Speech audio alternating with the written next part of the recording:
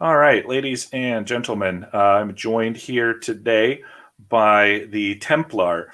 Wherever you may be across the nation, around the world, good afternoon, good evening, and good morning. This is Commander Culture. I am your perspicacious purveyor of Samizdat, and it has been too long since I have spoken with y'all. But I wanted to make sure that when I did come to you, I had something to talk about and somebody interesting to talk with. And here we are joined by Mr. Templar. I don't know, Mr. Templar, if you would care to introduce yourself just briefly, however much you want to say, or I can throw some stuff out. Yeah, no, absolutely.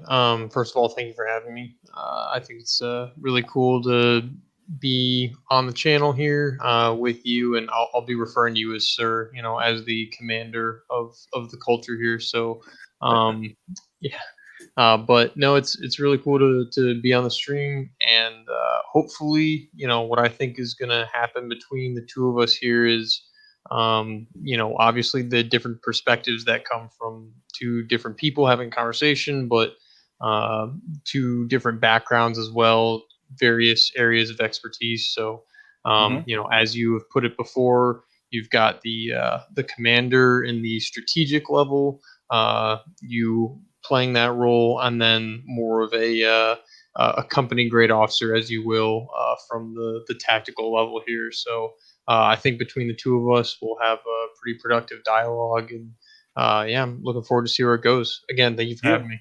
Hey, my pleasure. My pleasure. So you're more of the tactical. I think you bring a lot of expertise when it comes to economics. I like to think of my level as at least my competency is maybe a little bit above tactical. At the strategic logistics type level, and then bringing in um, the political sort of angle, and then we both hit the military side and the religious side and all the other cultural aspects that come into play. So I'm looking forward to starting this conversation with you today. Yeah, also, the listeners might want to know, oh, hello, Mr. Brown. It's very nice to hear from you. I'm glad that you could join us. I don't know how long you'll be able to stick for, but I think the Templar and I are going to be on for about maybe a half an hour, maybe an hour. Depends on how long he can stick with us.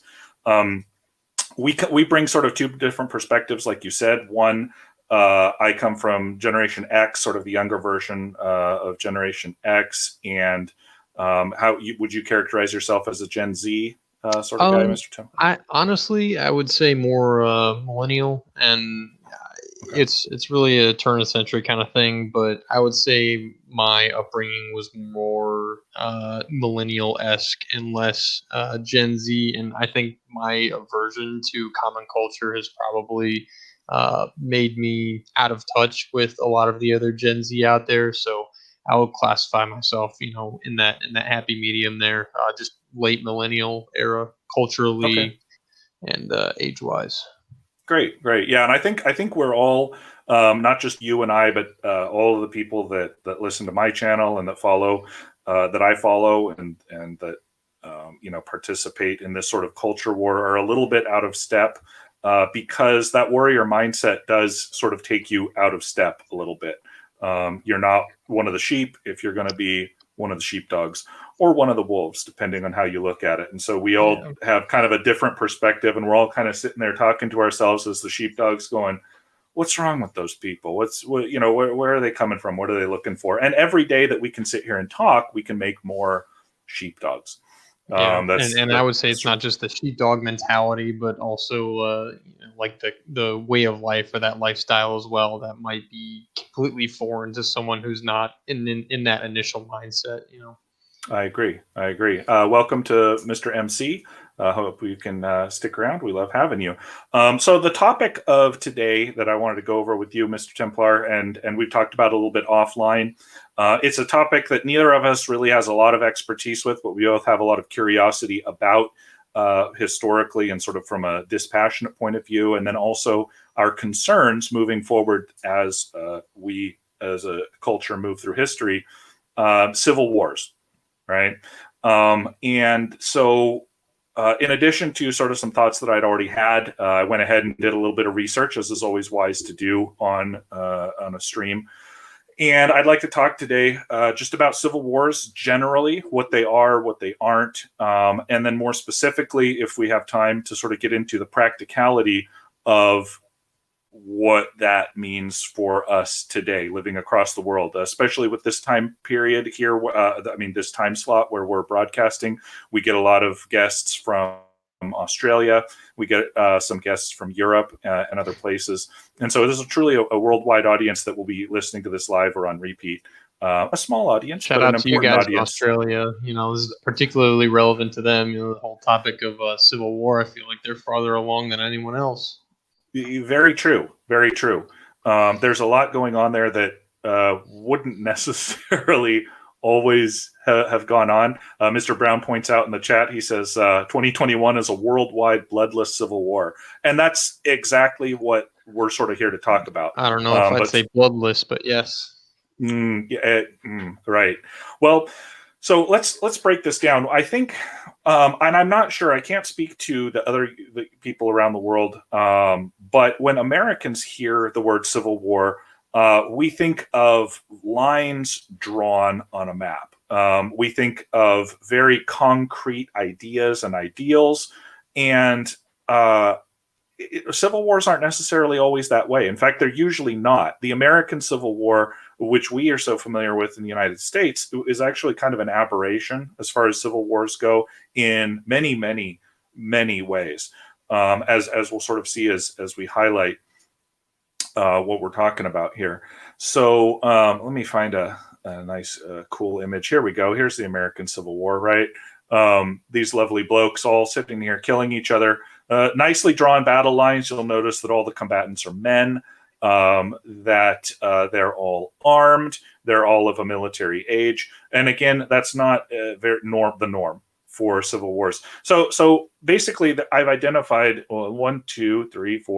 five types of civil wars. All right. And one of the things that I want to point out, and we were talking about this offline, is that a civil war is not something that all of a sudden starts one day. You wake up, you're in a civil war. Yesterday, you were not in a civil war. A civil war is much more of a political and cultural mindset than it is an actual contest of warriors on an open battlefield.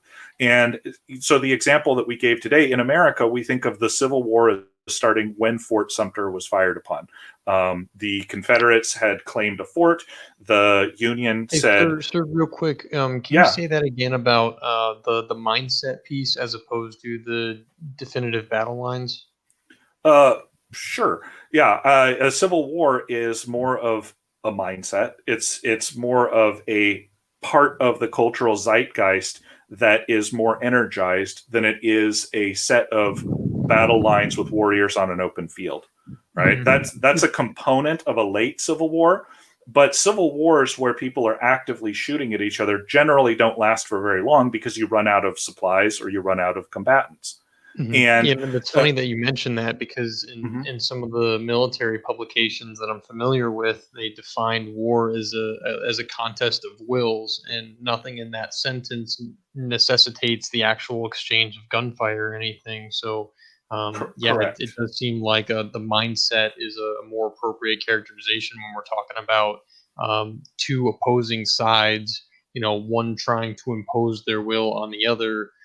Whether that's bloodless, bloody, through culture or other means, there's both violent and non-violent means of acting this out. So, I would guess those military publications would agree with you in that regard. Yes, I would hope so. I like to think of myself as well-spoken, but you are the military expert there, and if that's what they say, then I think that they have a pretty good bead on what it is. Unfortunately, most of the militaries in the world aren't really capable of acting at that level. Because militaries have a very specific purpose. That contest of wills is carried out at the economic level, the political level, the diplomatic level, and only when everything goes wrong or when one side gets pushed too far do you have the military option sort of on the field.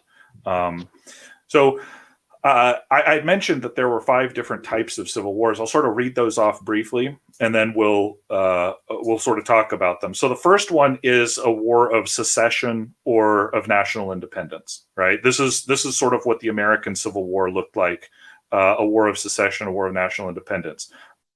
Next, you have a war for control of the central government. This would be something like where you'd have a coup. Or something like that, where a small group wants to take control of the reins of power and then control the rest of the country from there. You have ethnic cleansings, which are a certain type of civil war. You have revolutions, where the insurgents on both sides sort of aim at the cultural and social transformation of the country, rather than direct seizure of the means of power. So, for example, the French revolutionaries did not aim to take control from the king. The Russian revolutionaries, the Soviet revolutionaries did not aim to take control from the Tsar. They aimed to create an entirely new social and cultural system of governance, which is different than what you'd have when the contest is over that specific central government. And then finally, you have what can be called a colonial power struggle, which looks a little different. We can talk about that later. But those are the 5 kinds that you're generally going to see: national independence, cessation, control of the federal government, ethnic cleansing, revolutions, and colonial power struggles.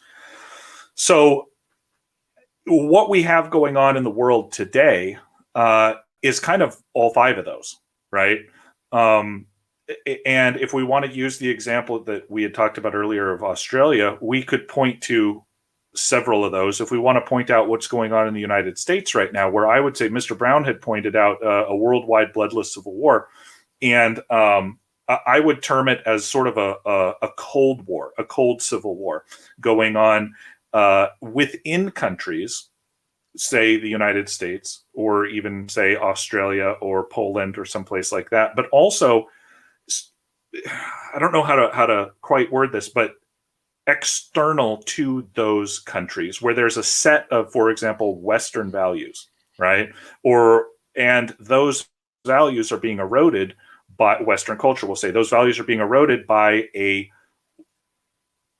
different group, an outside group, right? Whether you want to call those cultural elites or however you want to look at that.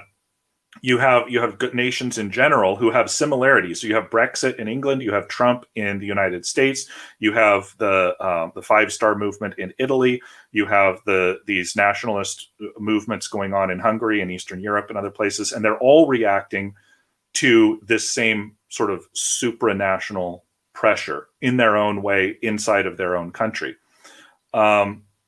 So that's what you've got. Generally, civil wars are going to pop up when you have a combination of several things. If you have conflict between the elites, we could say the conflict between the deep state, which we've definitely seen in the United States.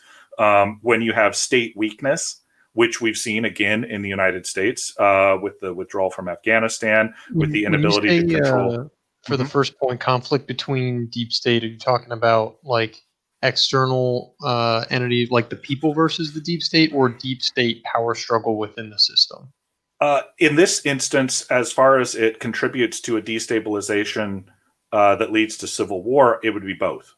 So if you have, well, just as a random example, we'd say the CIA versus the FBI in the United States. Those 2 entities are extremely powerful and they're at odds, right? This is not the same sort of thing as like a balance of powers that was set up in the Constitution. This is an interstate struggle between elite groups, and then you would also have externally where you have supranational bodies, whether it's the World Health Organization, whether it's the United Nations, exactly, whether it's the World Bank, the IMF, these kind of things dictating to nations as a whole.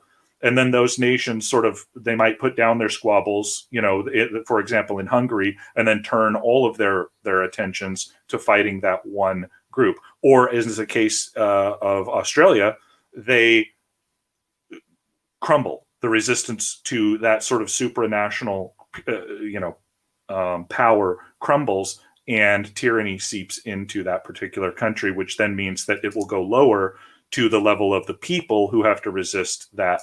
That deep state actor from a foreign. Correct, and the collaborators within their own government.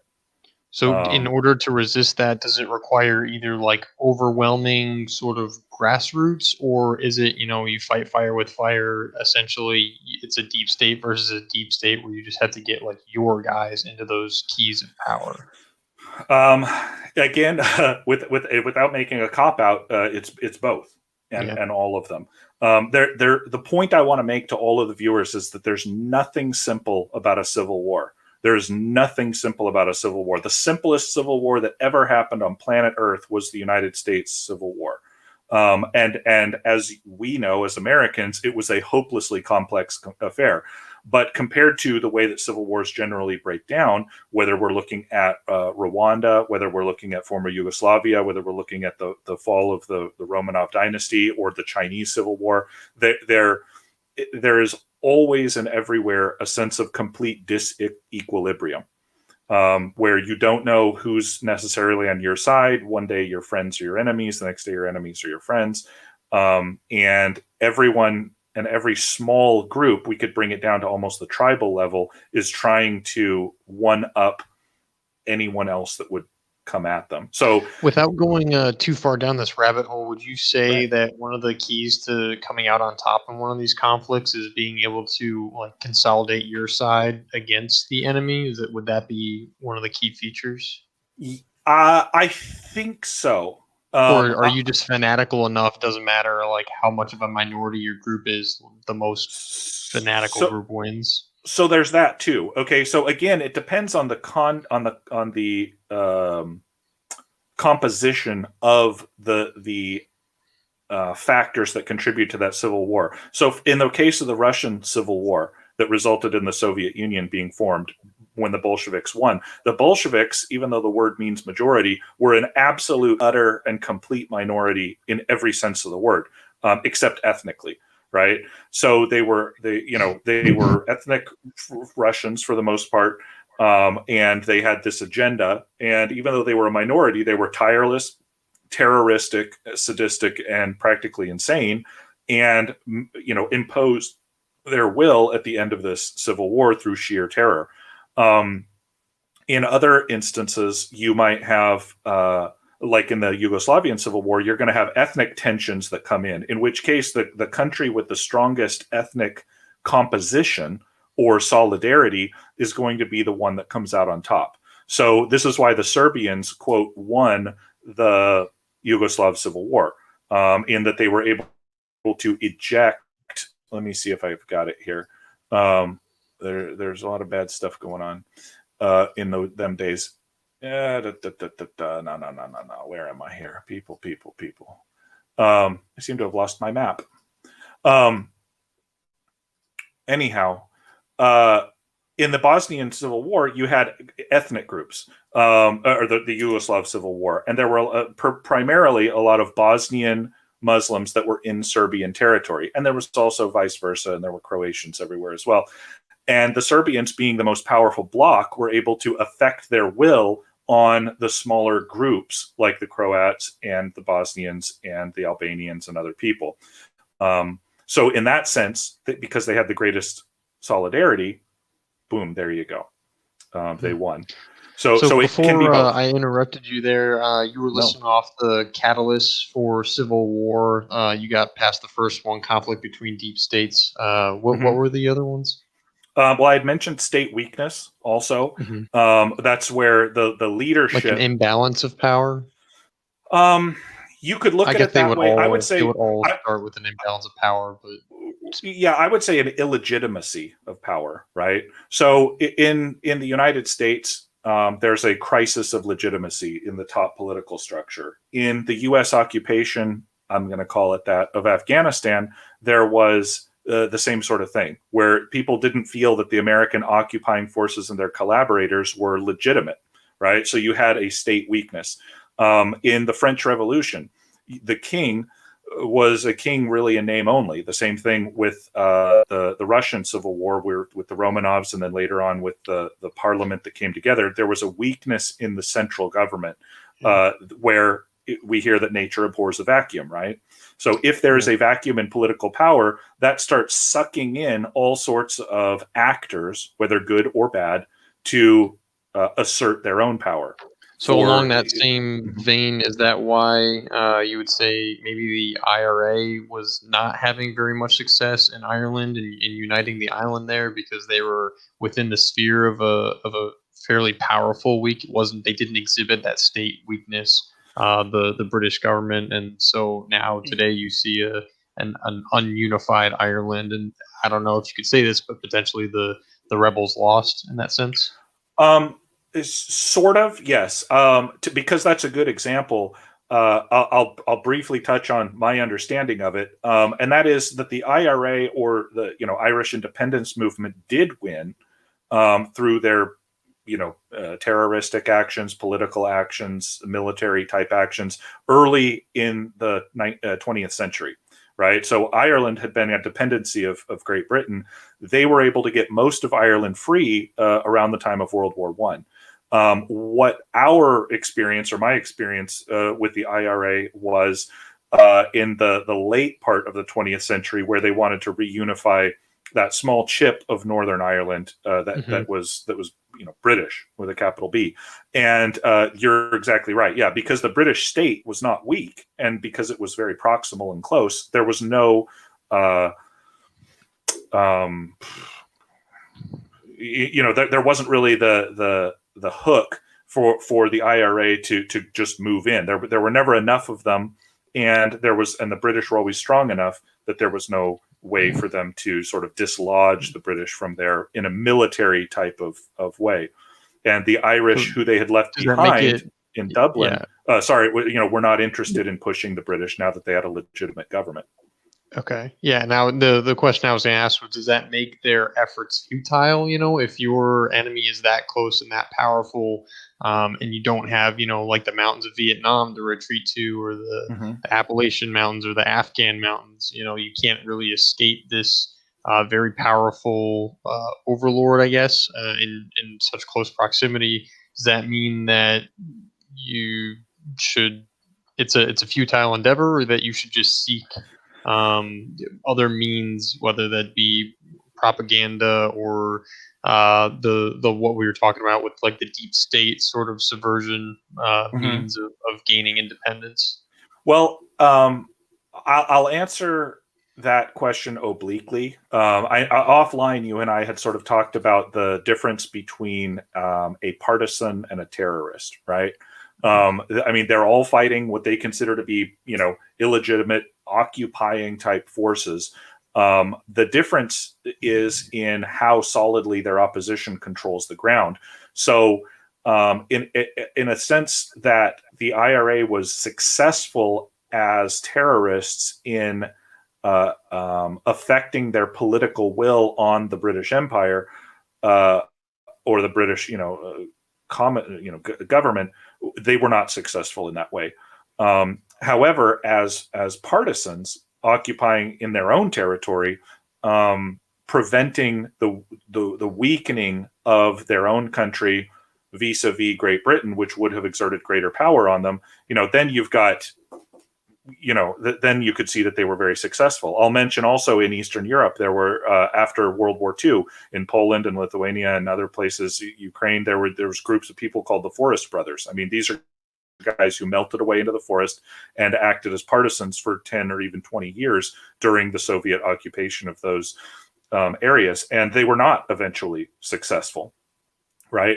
But as partisans, what they succeeded in doing was sort of keeping alive the cause of their independence. So militarily, they were what we can call a failure, but culturally, maybe even not politically, but culturally, they were successful. So it all sets out, it all depends on what the combatant sets out to do and how they determine how they view their role. Do they see themselves as a terrorist using, terror to affect a political aim?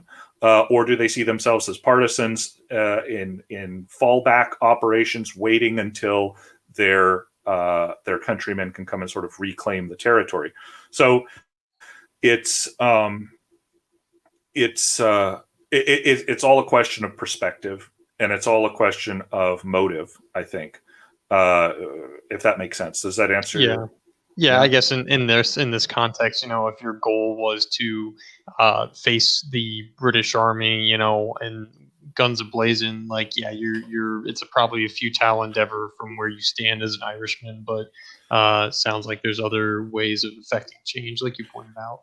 Well, yeah, and so eventually the IRA even sort of melded into its political wing. I think Sinn Fein or something that it's called, and because they found that to be a more fruitful line of attack, and that kind of comes back to our main thesis that a civil war doesn't have to be bombs and explosions and shootings and battlefields.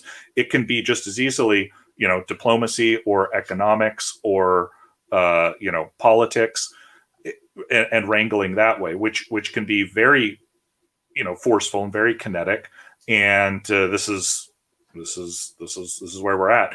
I wanted to add, just before we forget or get too far down this field, the other two elements that can contribute to a civil war starting, and that is economic inequality. On the one hand, we can see this very plainly for the French Revolution, for example, maybe to a lesser extent the Russian Civil War.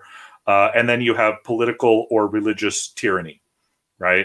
When one group feels that they're aggrieved, and the U.S. Declaration of Independence is probably the greatest document outlining that sort of a thing. But when one group of people is aggrieved to the extent that they feel that they cannot be met in any other way or respected in any other way, they're going to launch kinetic activity against their oppressors. And it can go both ways, for example. So, one could say that, the Chinese people are in a state of civil war with their government, right? Whether it's the Uyghurs or the Hong Kong people or something like that, where the government itself is pressing down on the individuals rather than the individuals pressing back at the government. So this is a two-way street. Yeah, I would say a much more obvious, but maybe lesser known example of that religious freedom / tyranny aspect that is kinetic and happening day in and day out in our current day and age is in the Philippines. In the southern part, you have the island of Mindanao, and it's split in half between the Muslims and then the rest of the Philippines being Christian there. And there's kinetic operations happening there on a daily basis. And that kind of culminated in 2017 with the Battle of Marawi there. But still day in and day out, and there's significant U.S. involvement supporting the Filipino government, but it's the Muslim religious minority essentially attempting to take the fight to the Christian local governments there. So that is a kinetic war that's happening today that, just different part of the world a lot of people might not know about, but definitely an example of what you could say is civil war. And they have achieved a lot of their goals from the Islamic side, because it seems like the only way that conflict would ever resolve itself is, in a winner takes all scenario. It seems like a zero sum game. Either the Muslim forces are going to gain ground, or the Christian national forces are going to gain ground, but they're not coexisting. Either one will be in power or the other. And in this current day and age, the Christian side is not willing to expel or genocide or whatever they would have to do in order to get rid of that Muslim population. And so, and the Muslim population is not going to accept like a Christian overlord, essentially. And so I recognize what appears to be a perpetual conflict until one side wins out completely. Right. But and there's that's that contest of wills there. And that's where, we could look back at the 5 types of civil wars and say that in that case, in Mindanao, you've got a war for sort of autonomy or national independence. The Muslims want their own group for sure. They're not allowed to have it. They're fighting to expel the Filipino national government. And then you also have what is, I think, probably at a low level, but could, as you mentioned, escalate to a higher level, an ethnic cleansing. And sadly, in the histories of multi-ethnic or multi-religious civil wars, ethnic cleansings are usually the only way that those things end. So the reason we have peace in Kosovo now, point. That's it's I don't want to say it's a scary point, but that's a very important point to make. Can you say that again? The only way that, not the only way, but a very, very common way that these, is it religious or ethnic? Would you say it could be both. It could be both. So this is, I mean, this is the those are reason that resolved is through genocide or expulsion. We'll say ethnic cleansing, because genocide indicates like death, right? But ethnic cleansing also encompasses expulsions, and refugee trains and stuff like that. I mean, the reason that Kaliningrad, Russia, exists today as a Russian province with zero German people is because in 1945 the Russians murdered most of the East Prussians that were there, and then marched the survivors out into Germany. The reason that there's no war going on in Yugoslavia, or the reason that it stopped, was because of what you see on your screen, is that people who weren't where other people didn't want them to be because of religious or ethnic reasons were, in this case, just pushed off a bunch of cliffs. And, this is a factor of civil wars that you don't see, for example, in the US Civil War, where all the combatants were the same religion, where all the combatants were the same ethnicity. This is something that you saw more frequently, but still rarely, in the English Civil War, where you had, the Cavaliers and the Roundheads. You had very strict Protestants, and you had, more liberal Protestants and Catholics on the other side. You saw this extremely in the French wars of religion, where with the Huguenots and things like that, where you don't really have Protestants or a Protestant legacy in France at all anymore. And this is between members of the same ethnic group, and it becomes more extreme when you start including ethnicity into the religious mix, which is what we see in what we saw in Yugoslavia. So I was thinking about the Philippine example, actually, because that's a very good one that not a lot of people talk about, but it is definitely ongoing. Is that Abu Sayyaf, or how do you pronounce the name of it? There's a couple different groups there. There's the Mindanao Islamic Liberation Front, which, I mean, if you want a little chuckle, they call themselves the MILF. And so all the forces there, in the conflict involved there, they're the MILF hunters, as you want to put it. But there's ISIS East Asia is involved there now, only because ISIS has historically good financing, so everyone wants to be connected to them in some capacity. And then there's Abu Sayyaf is an actor down there as well. But some of these groups have ulterior motives. It's all kind of tied together, where Abu Sayyaf is more of a criminal enterprise with drug trafficking and human trafficking and whatnot, and then obviously the Muslim Islamic Liberation Front, or the Mindanao Islamic Liberation Front, they have a more religious motive there. But at the end of the day, a lot of that money changes hands, and they have a common enemy, and that is, if you're a criminal, then your enemy is the government. If you were Muslim, then your enemy is Christian, and it just so happens that those lines are split down the middle in that way. So all those different parties, even though they fall under different names, different organizations, they tend to all be targets from what they consider their common enemy, which is the mostly Christian national government down there. And they do benefit in Mindanao from being so far from the capital of the Philippines, Manila. which is Manila, much farther north. Yeah, so the infrastructure is not there. That's why they're thriving, is they have the isolation, and they have the really the cultural background to support this kind of insurgency, if you would like to call it that. I'm glad we're here to partake in your expertise on this matter. And as complicated as that sounded, my impression of through study is that the civil war in the southern Philippines is pretty cut and dried and straightforward as far as a lot of civil wars go. It's a them versus the other sort of a thing, and it's geographically isolated. Like you don't have many or any Muslim bombings in Manila, for example, or attempts to invade larger areas, and so in that sense, it's there was the siege of Zamboanga in 2019 and the Battle of Mhm. Marawi in 2017. So those were um, kind of flashpoints, not necessarily a common thing, but you will see in those cities in that south part, you'll see a significant amount of like guards and stuff on the streets in Manila, just Mhm. by virtue of it being a relatively high crime country. But down Mhm. south, it's not local police that are doing the checkpoints. It's local military forces. Mhm. So it's it's not a stable situation even in the most populated parts of the southern part of the Philippines. Got it. Which I don't know, you mentioned ISIS and stuff like that, and that brings me to sort of my third point that I wanted to mention about civil wars in general before we start looking into maybe the example of the United States or Mhm. Australia or any of the countries that the chat wants to bring up.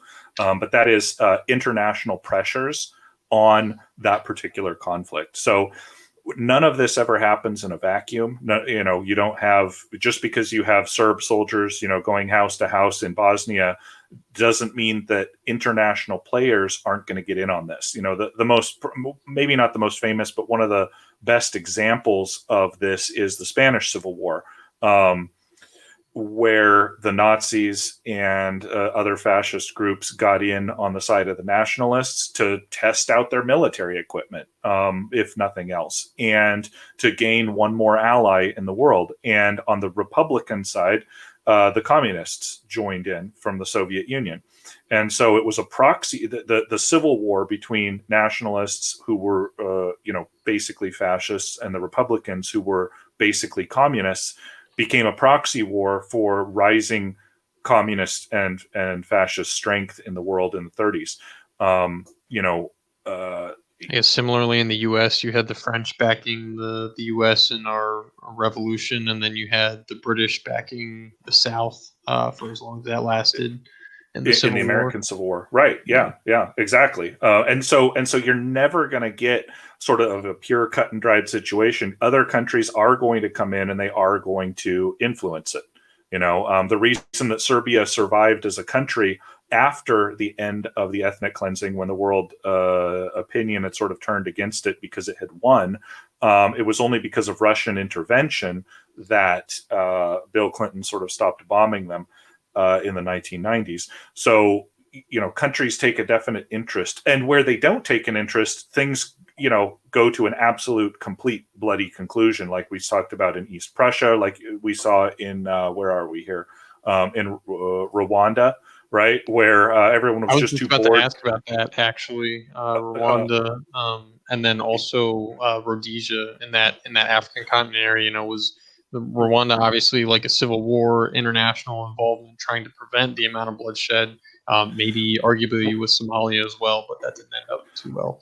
well, eventually, yeah. I mean, the in Rwanda, it was kind of more of a, Rwanda gonna Rwanda, and it was just wholesale Yeah. massacres of people. You saw some of that in Rhodesia as well, because a lot of these places in Africa, they just don't garner the attention of the world powers the same way that Yugoslavia or Was the United Rhodesia a States have. civil war though?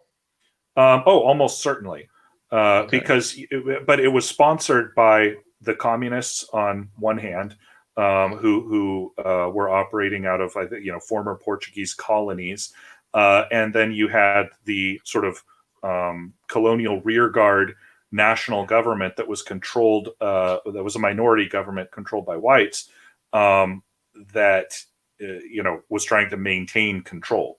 So just because you had ideological lines and ethnic lines doesn't mean that it wasn't, a civil war. The communists were trying to gain control of the government, and so in that sense, you had a colonial power struggle, you had a revolutionary movement, you had an ethnic cleansing ongoing. Both from the white to the black and the black to the white. You had an Would you attempt to say control the the federal government from within the white minority government, and yeah, so there was a lot going on there. The Rhodesia. international pressure part that you brought up, would you Mhm. say that helped or hindered the plight of the organic Rhodesian government, It, the it it original? it oh, it hurt it because Mm, the the the international pressure that was coming from the communist side in the Cold War was positive pressure, and the pressure that was coming from the Western world to the white minority government was negative pressure. So it was like the communists were being told, take more, here's more weapons. The white minority government was being told, give concessions, back off, we're cutting you off. Even South Africa cut off the Rhodesian government at a certain point.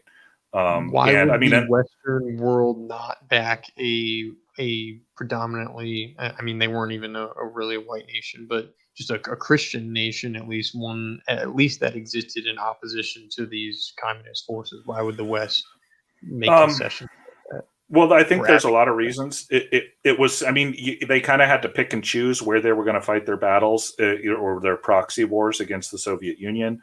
I think they felt at that point in time, because decolonization was an ongoing uh, uh, sort of cause de célèbre, right?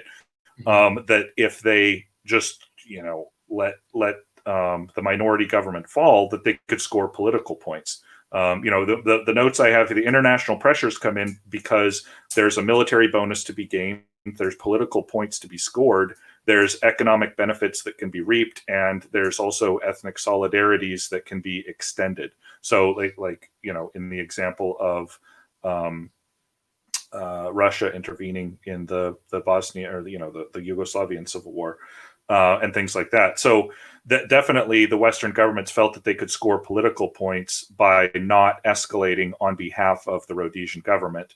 And we saw that didn't work out too well for South Africa when they tried to score political points with the European powers and the North American powers by backing by withdrawing support from Rhodesia, because then they 10 years later, 15 years later, had their support withdrawn as well in the same way, and for partly the same reasons. But yeah, so So yeah, this with that is international pressure part, did you have like specific points you want to make on that, or just speak to the fact that international pressure plays a role in civil wars? well, I'd say it plays a much bigger role than most people think. Right. So when we think of the American Revolution, for example, we don't think about the absolute necessity of French intervention. When we think of the American Civil War, we don't think of one of the reasons that it lasted for as long as it did was because the British supported the South very, very strongly economically, and I mean they built ships in their shipyards. They brought their cotton, purchased it, and sent it around the world in an attempt to weaken the Union. And so, yeah, it's a very, very big deal. Whether it's a low level civil war, a high level civil war, certainly in the Chinese Civil War, let me pull that one up. The Japanese played a huge role. The United States played a huge role. That's where John Burke was doing his thing for the CIA. And that wouldn't have gone the way that it did without massive amounts of external support. Same thing with the Russian Civil War, Russian Revolution. So we're at the about 45-minute mark, and Mhm. if you want, we can sort of shift over to looking at the specifics, maybe in the case study of where the United States sits on this spectrum, where we Yep. can discuss it if you're interested in that. Absolutely. I did want to ask one specific thing with respect to the international pressure Mm-hmm. in Australia. That's what the people want to hear. What's going on today? How is this relevant? How does all this Right. information apply to us today? Mm-hmm. Specifically, I guess in the Western world, which is experiencing, we're at somewhat of an inflection point here. So, in Australia, you have some pretty aggressive actions being taken. I guess Australia being the looking glass into where the rest of the West is headed potentially, and Mm-hmm. it seems like traditionally you have a very aggressive state actors against their populations. Uh, Maybe in the case of China to the Uyghurs, and then now you have supposedly liberal democracies basically being the poster children for a 1984 style of government here, and regardless of the reasons behind it, whether it's for COVID or for anything else, it's how are people able to reconcile this facade of liberal democracy with a literal black boot stamping on somebody's face, per Orwell's analogy. Mm-hmm. Yeah, I mean, it's a great topic to discuss. All I can do is sort of put it in the spectrum, and I can also point out that Orwell, when he was writing, he wasn't necessarily talking about communism. He was talking about the evolution of what you called liberal democracy into a state-sponsored tyranny, rather than sort of a communist, revolutionary takeover like you had to happen in China and Russia and other places. It was the evolution of a nanny state, that knows better, and a caretaker state, where the caring became so oppressive that it was indistinguishable from smothering with a pillow. So I think that this is what we're seeing in Australia, and like you said, what's happening in Australia is likely a harbinger for what is happening all across the West at different rates of creep. And so I'm not entirely sure. I suspect Australia is fairly ethnically homogenous. Less so today than they were maybe 50 years ago, certainly. But I don't think that ethnic conflict is really a part here. I don't think that autonomy is possible given the government structure and the geography of the area. I think that what we're looking at here is a couple of things. There will be an attempt to control the central government. I would say that there has already been a peaceful coup, let's call it a bloodless coup, that has taken over the Australian government. I think that there's a bloodless coup that has taken over the United States government. I think that there is a bloodless. Are you talking about specifically the election, or just like over time, bursts of actors making their way until it's completely different than what the original state was? We'll say that. Although that can be affected by many different ways, including manipulating elections in general. So, for example, if people have heard of color revolutions, they had them in Ukraine, they had them in Libya, they had the color revolution. These color revolutions are attempts by outside powers, we'll call it the CIA and other malevolent entities, to foster civil wars within the power structure of those particular countries, with the hope that the expectation that those will come out on top in their on their side. And this is what I mean by a bloodless coup of the central government, right? The government of the United States does not operate the way that the government of the United States operated for the first 200 years of its existence, right? Certainly there was a difference between how it operated under George Washington versus Abraham Lincoln versus Woodrow Wilson versus Ronald Reagan, but all of those are much more similar, as vastly different as they are, to the way that the United States government interacts now with its people. The same with the Australian government. The Australian government, I would say, was a very stable actor for all of its history. It could be predictable in how it would interact with its people, and it's gone completely off the rails in the last couple of years, which indicates a massive change in who is controlling and calling the shots at the central level, right? That's not like a conspiracy theory. That's just stating the obvious, that things are very different than they used to be.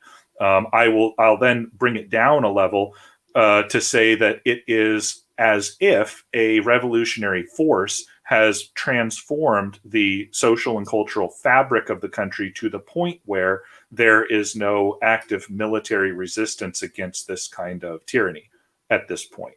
right? It's been said often and humorously by Americans that the founding fathers would have taken up arms years ago against the excesses of the current United States government, right? Yet very few, vanishingly none, Americans have taken up arms against the U.S. federal government, right? And so that's because there has been a revolution. What, maybe you've heard of the march. What's it called? The Long March Through the Institutions. That Antonio Gramsci, the communist philosopher, mentioned, and that's what's happened, right? It's been a cold revolution that has seized the social and cultural high ground and now dictates down to the people in the form of political manipulation. Are we talking about the same revolutionary forces that like took over the Soviet Union and undermined the Russian Tsar and essentially ran the Soviet Union? Is it those same like Marxist revolutionary forces that stirred up all that conflict there now coming to America and doing the same thing, or are they separate entities with similar? They just look similar. I think it's very hard to say with definitiveness that's the case, because there's such a long period of time and there's so much difference between what went on there and what went on here. However, there's certainly a continuity of change that bears investigation. So that's certainly something we can talk about in future streams.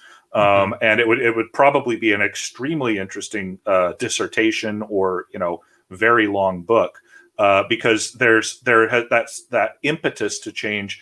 We'll call it progressivism, right? You can call it cultural Marxism. Progressivism has been moving forward for a very long time. But I would say, without making it too complicated, that what that comes down to is, remember how I mentioned state weakness creates a power vacuum, right? Mm-hmm. I would say that it's not so much the strength and the coordination of cultural Marxists as it is the weakness of Western culture, right? Western culture, Western, religion, Western philosophy, Western, social fabric has been continually and repeatedly undermined and eroded by attrition over the last 150 years. And in that power vacuum of the kings, of the church, of the, king and country sort of thing, of the social fabric, that progressive impulse has risen. Not necessarily of the same origin, although that could be investigated. Let me see here. I'm going to go ahead and how do I do this? Oh, there we go. Yeah. Let's see. Mr. Jake has a comment. The ineffectiveness of the USA and the Australian governments cause a loss of legitimacy. True. Very true. This causes people to ignore them, except they keep pushing. Would this cause a Cold War to go hot? I think the fundamental question of his question here, I think people often find themselves, people who have similar ideology motives as us, find themselves looking at, basically I get to choose between either having my door kicked in by the government and getting, shot right after they had shot my dog, versus, getting killed by a mob that just formed right outside my house, and it's basically like pick your poison, you can, right. You're either, and if you try to defend yourself against the mob, then it's the government that's going to get you. And if you try to, there's no defending yourself against the government. Well, that's because, at least in the case of the United States, and I would say probably Australia, since we're linking those two in this comment from Jake, that they're one and the same. The mob, we can call it the woke mob, which we, the Mr. Brown Alliance is familiar with, the woke mob that's infested the pop culture, are an arm of the government, or you could even say vice versa, right? The media, government, military, industrial complex. So then does that make you wonder if the government is actually ineffective? If they are pulling the strings on the door kicker side as well as the grassroots side? That sounds like. Well, it does sound like, but here's the white pill for us all. If a government needs to rely on mobs to get its will pushed through, then that government is extremely weak, ineffective, as Jake would say. And look at China during the communist, after the communist revolution, with the Cultural Revolution, right? The dislocations that went on there, the Soviet Union when it was being formed, the need to use a mob to enforce your state discipline is the sign of an extremely weak state. And people who would oppose that state need to sort of aim their attentions towards not necessarily the mob, as difficult as that is to break away from when they're chanting on your front lawn that they're going to burn your house down or whatever they did to people like Tucker Carlson and stuff. You have to focus on the people that are unleashing those mad dogs out into the world. So like the French Revolution, right? The French Revolution, the Jacobins utilized enraged, ignorant mobs to attack priests, to attack aristocrats, to attack foreigners, to attack property holders.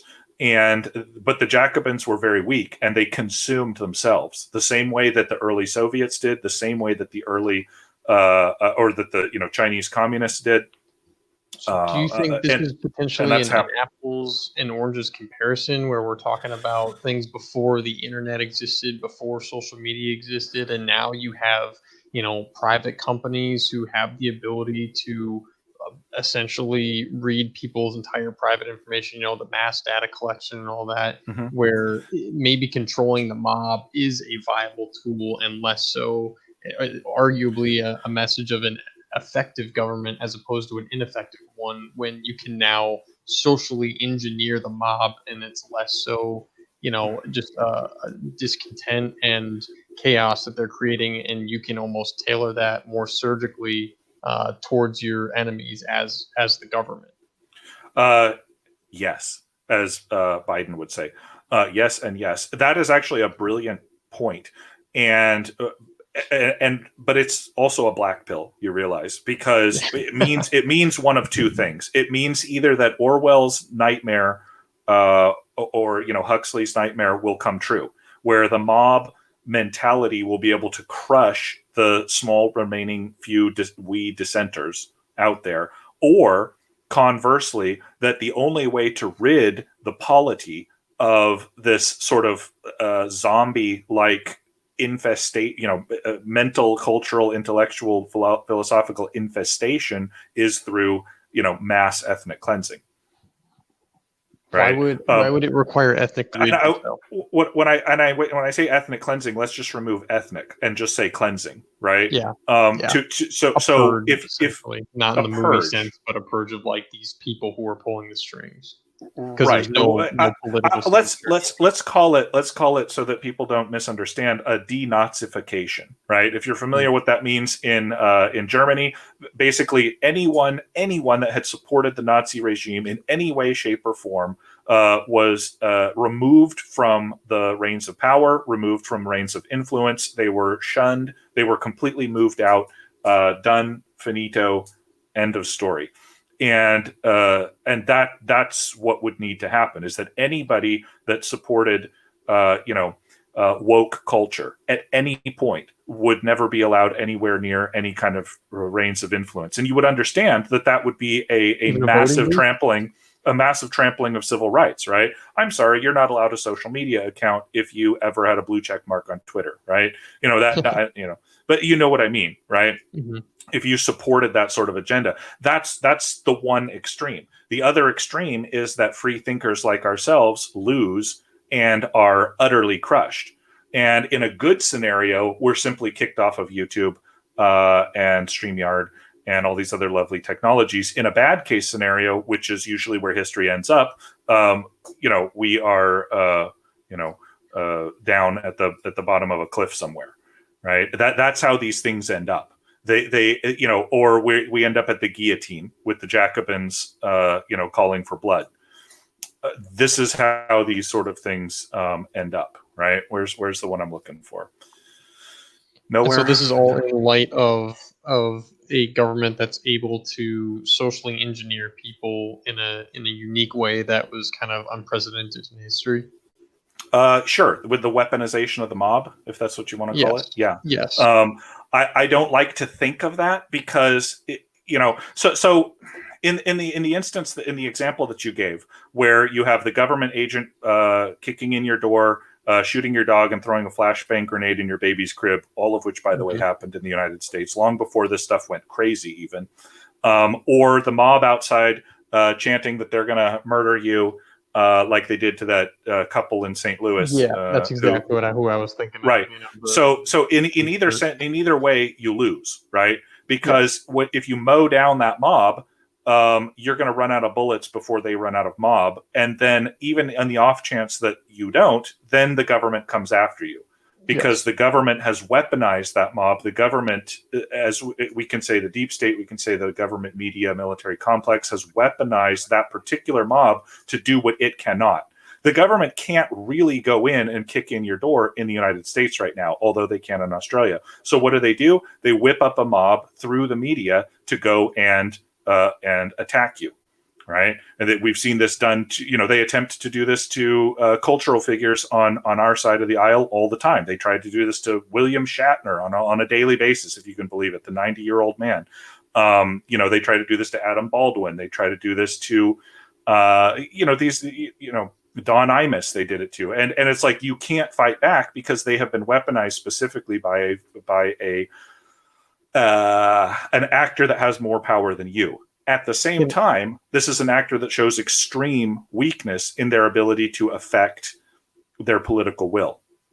So it's a delicate balance, right? That's why we're even talking civil war here now, because we have that possibility of it going our way instead of the other way. Look at what happened in Afghanistan. That was a civil war between two different factions that had an international influence come in. We'll call that the United States or NATO.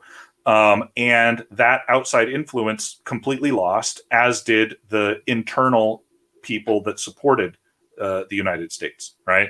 So it's because of state weakness, because the United States could not affect control. And when you look now, for example, the United States government cannot control states that want to legalize marijuana. They cannot now control states that want to end vaccine mandates. It's because they're too weak. So what do? Just like the Jacobins, they mobilize a mob and they send it out.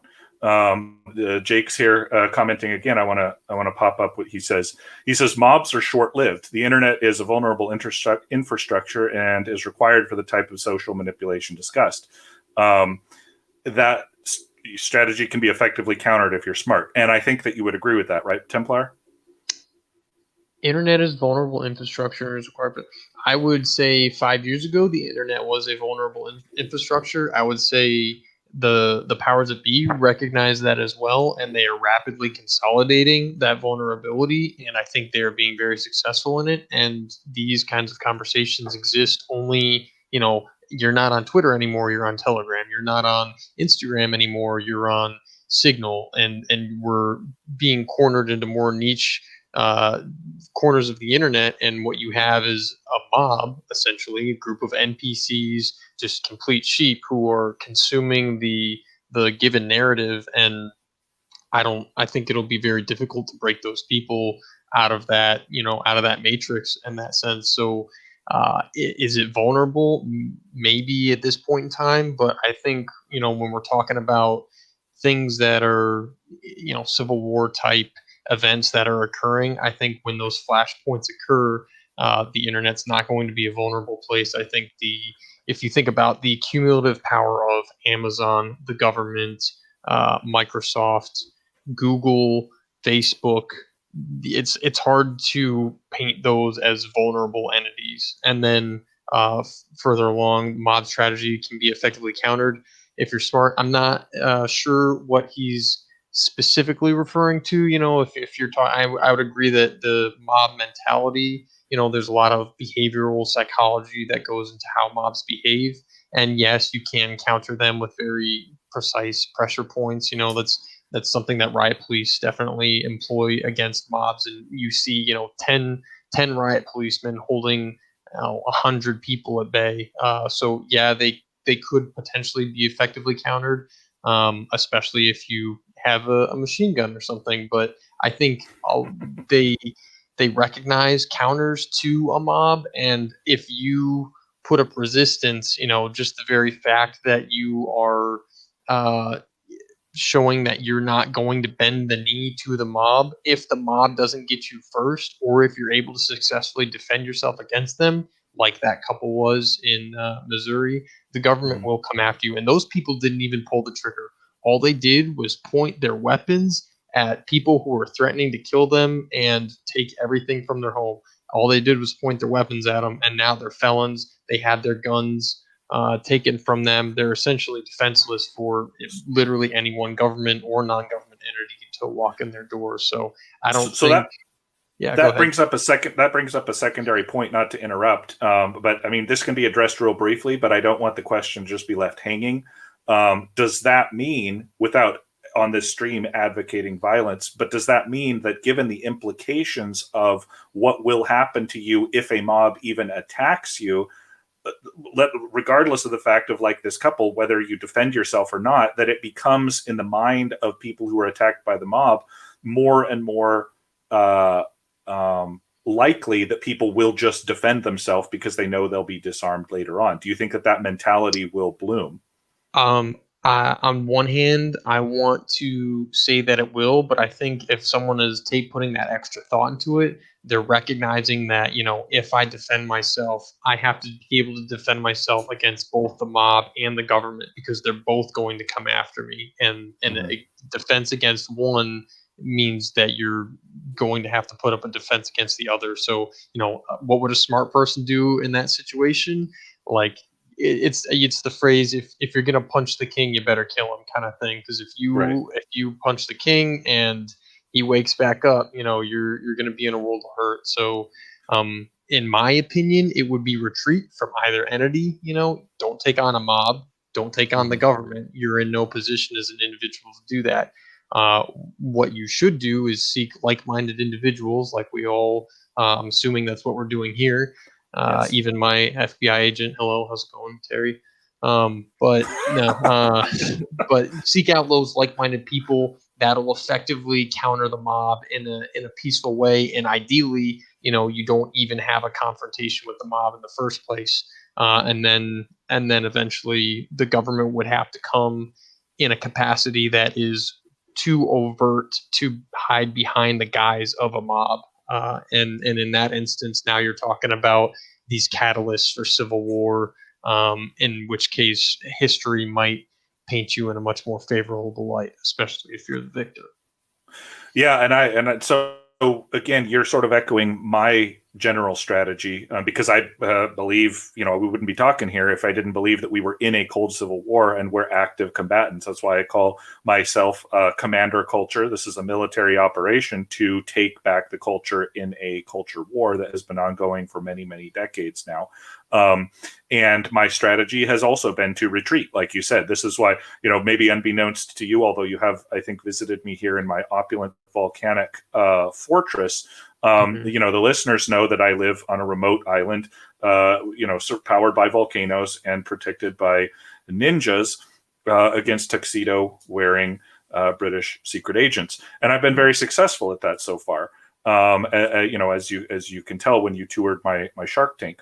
Mm-hmm. Um, but I do want to address here Jake's point on that, because it melds exactly with what you're saying with what I want to say, and then we'll move to the next thing here.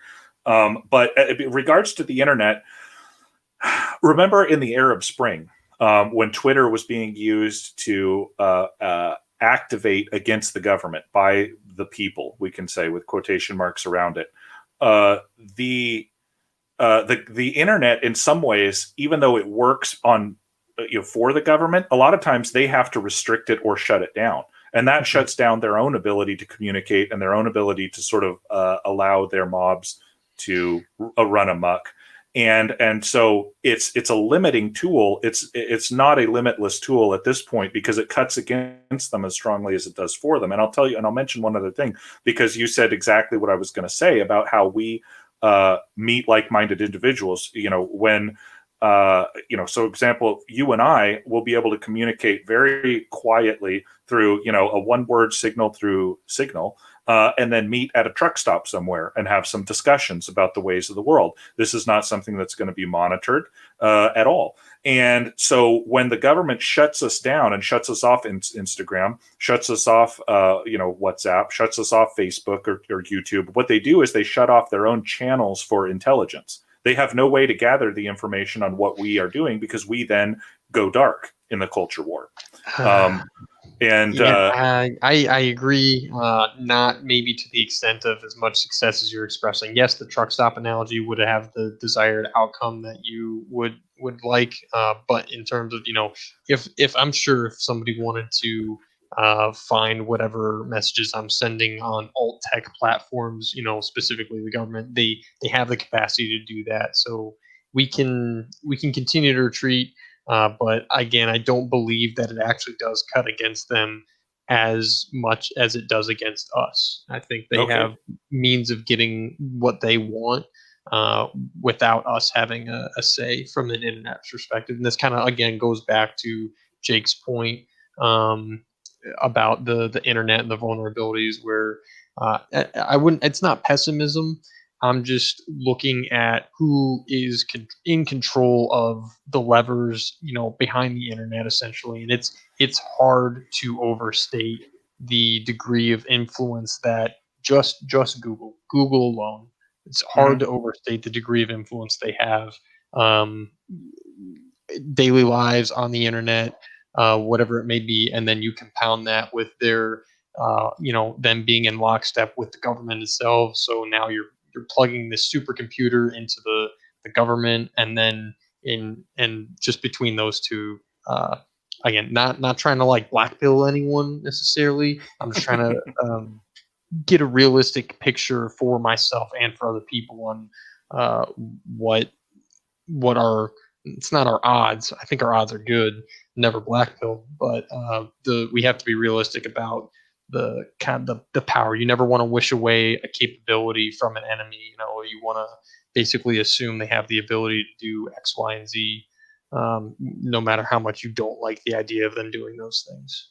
Right. True. Yeah, I agree. And let's not think that Mr. Templar is blackpilling, because he is the eternal optimist compared to me. I am your purveyor of black pills. So come to me for those. He's got the white pills handing out for you. I've got the gold pills. Oh, the gold pills. I like that. Yeah, that's a topic for a whole other stream. Speaking of another stream, so we're at 1 hour and 17 minutes. If you'd like to go for another 15, if the chat would like us to keep on this topic, or anything that you'd like us to address, you can go ahead and type that in, because it's always nice to have a nice round figure, like 1 hour and a half or something like that. But did we hit everything you wanted to? Is there anything specific you left off? I know you got your good points, your 5 types of civil war, the catalyst, and then the internal pressure part. Was there any other specific point you wanted to make before we log off? No. Usually, when I plan my live streams, I try to keep it very spare, because it allows for sort of a wider range of discussion, and I want to leave that open there. And MC, I guess MC had to bounce off a little bit, but we look forward to getting him up to speed on the replay, and we do appreciate everybody here jumping in. So Templar, if he is agreeable to it, I would like to invite him back as sort of a regular member of the chat or of the channel, and we can talk every single week here about some topic of interest to either he or Absolutely. I or people in the chat. So if you are interested in hearing us talk about anything, as you've heard, Templar is an expert in military operations. He's an expert in tactics. He is an expert in economics, hence the gold pill. And we like to bounce ideas off of each other, sort of a coffee house type thing. And we like to bounce ideas off the folks that are in the chat participating, whether through my Social Galactic account, or whether it's through the Mr. Brown Alliance, or through the Gab channel. Anybody that's participating can go ahead and talk to us. So, Commander Culture, I did have one question that I would like answered before this thing wraps up. I will do that. Okay, perfect. So you provided I guess, the framework for the Civil War discussion, Mhm. and then the utility to all of us is how that applies to us today in the West. And so my question would be, if you could pick one of each of these categories, what is of the four catalysts for Civil War? Which one do you think would be the most likely or have the greatest influence in spurring events in the United States or in the West? And then with that, what of the five types would you expect that to most closely resemble? And then to wrap it up, what kind of role would international pressure play for either side? So, great questions. It's a very big question, but I'm Yeah. going to go with the catalyst, and I'll just throw Australia and the United States in there because that's what we've been focusing on the most today. Mhm. Elite conflict, right? And when I say elite, I don't mean our betters. I mean they consider themselves elites. They're mostly midwit half morons that just have a lot of power. But Is elites elite conflict. So synonymous? Is that synonymous with deep state conflict? that's we can call it the deep state conflict, like an Okay. inter deep state conflict. So if you've heard the conspiracies about Q and where you all Oh of this yeah, kind of thing. General Uh, Flynn. uh, He's gonna save us all. It's gonna be great. oh Got nothing yeah, to worry about. he already did. We're just living in an alternate Oh, reality. great. So, but I think that's where it comes down. We have an immense amount of state weakness. The Australian state is pathetic in its weakness. They if the Australian people wanted to, they would have zero police officers tomorrow and also zero military. I mean, the Australia is nothing but the world's biggest paper tiger. But it will continue along because of the political tyranny. That's another catalyst of civil wars. They can tamp down on people's ability to sort of react to state weakness by by subjecting people to political tyranny. And so what it's going to take is somebody that does have power making war on someone else who has power. And then in that situation, the people, quote unquote, the oppressed masses, or whatever you want to call them, will be able to take advantage of that situation, either on the side or on the behalf of one of those elites, or on their own behalf. So I would say elite conflict, certainly in the United States, because various factions of the deep state believe that they are owed allegiance, or that they are owed their birthright as the controlling faction, of these once United States, and they will come into conflict with others that do not. So, if we want to look at it in a very cold sense, like the Green New Deal type people versus the neocon, perpetual war type people. Yeah. Who fight for oil and military contracts. Both of these groups are very powerful. Both of them have completely competing aims, and at some point they will come into conflict. Uh, you know, what we have going on in the United States, I think this is answering your question, is I would say that we have all five components of a civil war, but they're not sufficiently hot yet. We have attempts at secession and large, powerful groups of people, desirous of autonomy, whether that's the state of Florida, whether that is, Southerners, whether that is, pick whatever group, cultural or political group you want. And there is a strong demand for separation from other, right? Is it worse when you have all five elements, but none of them in and of themselves are sufficient for a hot, Mhm. then you're doing that boiling frog analogy, you're just kicking the can down the road until somebody just loses Correct. just de facto because not enough people are paying attention? Correct. And is that by design, or is that just the nature of things at the moment? Can you rephrase the question? I want to Is make it sure. is it by design that none of any of these five elements of the types of civil war occurring, they're all happening at low levels? None of them have reached hot yet necessarily. No, I Is don't that think it's by intentional? design. Okay. I honestly, because I mean, these are meta cultural, meta sociological features that are way beyond the control of anyone short of God. You know, they'd like to be able to control this. So, for example, the least likely end or spark for the Civil War is an attempt to control the central government. The people who control the deep state control the deep state. The people like us, we don't want to control what the deep state controls. We want something else completely. Their system has failed. Some people want to go back to a republican form of government. Other people have different formulations of how stuff should work out. But really, that's not the biggest one. But and probably the largest factor that they're stoking is an actual revolution. They're aiming at social and cultural transformation. That's why we're seeing the trans rights thing pop up. That's why we're seeing feminism, break away the cultural foundations of what had been the West. That's why we're seeing a crumbling of religious traditions and this family structure, and the even just the concept of a hero.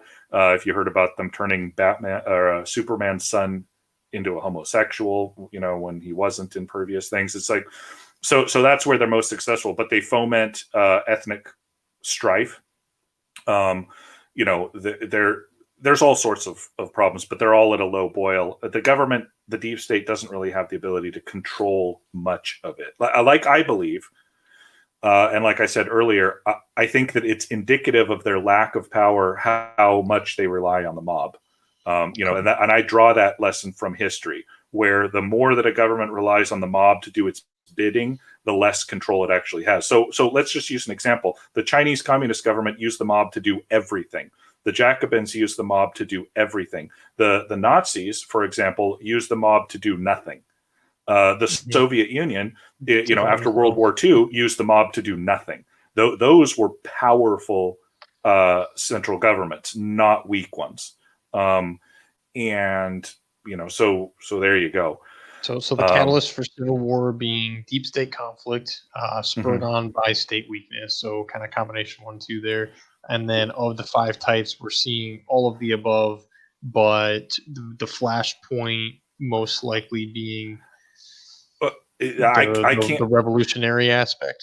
If I was to guess, but I'm not sure how exactly that would break out. I don't see a secession movement being the catalyst. I don't see a coup, despite all the malarkey about the January 6th insurrection.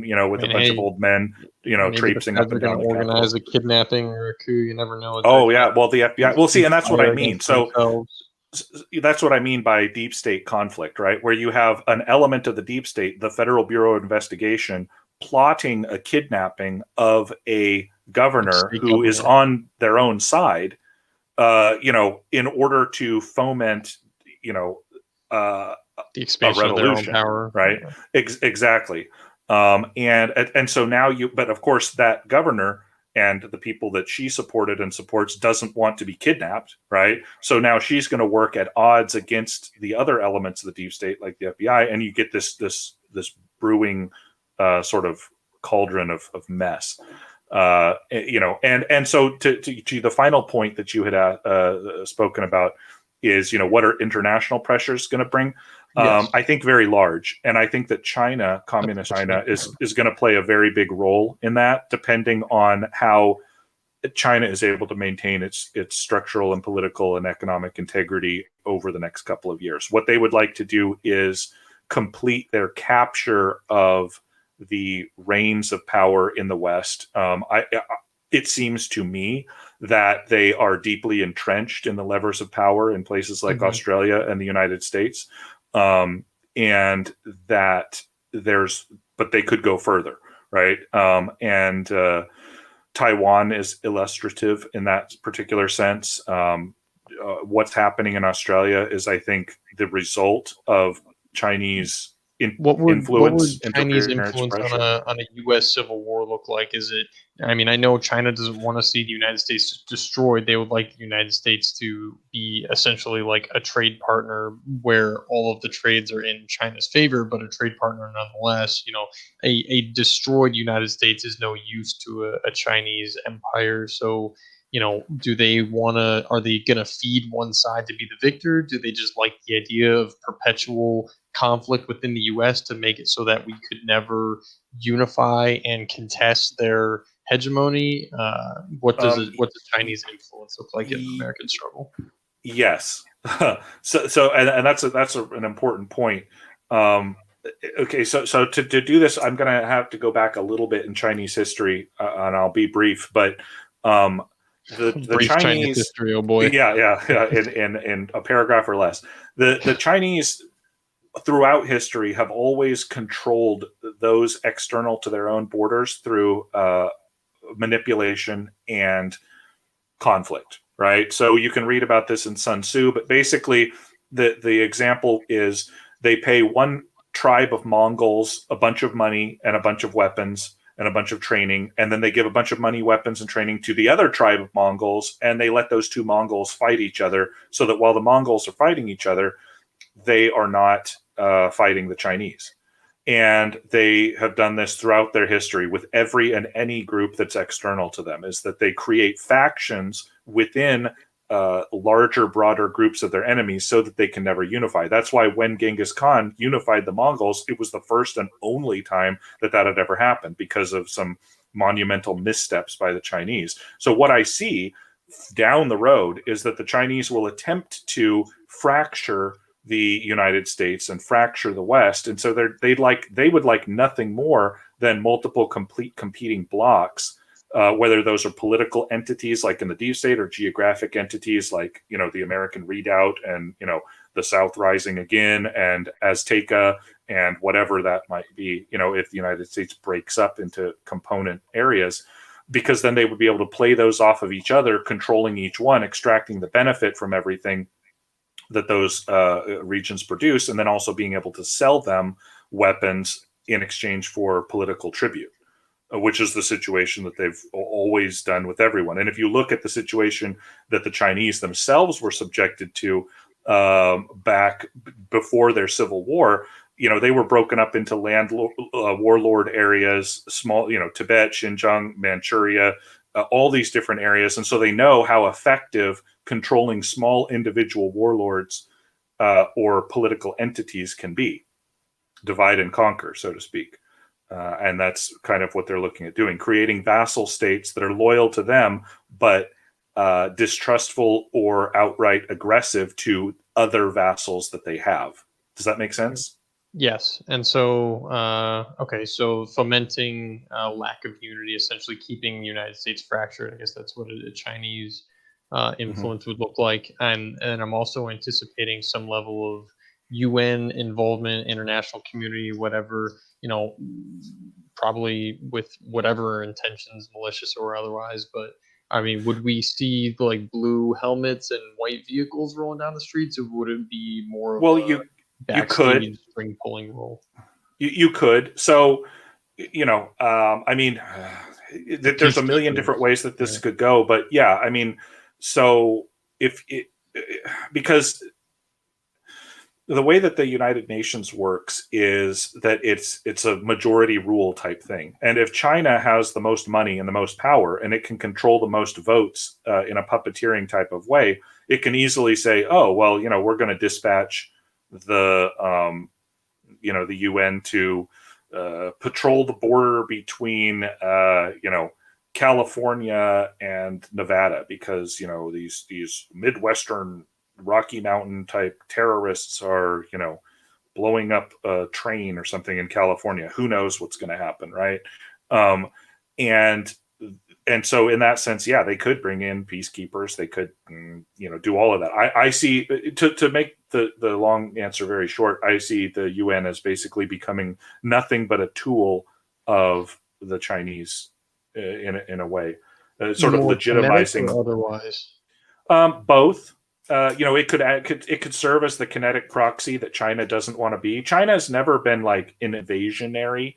Like, they haven't taken over huge swaths of the world because they already have a big enough swath, and that's good for them. And so they use proxies to do all of that stuff. The Chinese are hyper focused on going to outer space. They have no interest in the, petty squabbles of Earthlings, anymore. They're very focused on ethnic and cultural solidarity that then shoots straight up towards the stars like a skyscraper, like a space elevator. And that is what they're focused on. And so just creating vassal states and using the UN as kind of a blunt instrument against the squabbling mortals, they're probably fine with that. And I would imagine that that's what you would see happen. Very interesting. Okay. So, yeah. Well, that was each element there. Great. Well, maybe we call it a night here. And if you would like there, Templar, we can hop on, same bat time, same bat channel next week and have another topic of discussion. And because I thoroughly enjoyed this, and I think the audience did as well. Yeah, and definitely appreciate you having me on. Consumed a good amount of your content before finally making it on here, but definitely a privilege, and appreciate the audience input as well. I think having a like-minded community is definitely very important, and so having these discussions is an extension of building that community. So thank you for having me, and I look forward to next week. Absolutely. Hang on the channel here after we end the broadcast, and we'll do an after action report. But folks that have listened this long, we really appreciate it. I thank you from the bottom of my heart. Like Templar said, we are building a community right here, talking to each other, syncing up our ideas, nodding our heads in agreement at the things that we see around us, and also shaking our heads at the things that we can't believe that we're seeing. You always know to come back to Commander Culture Channel, and never forget that tomorrow belongs to you. We're going to the stars. Good night.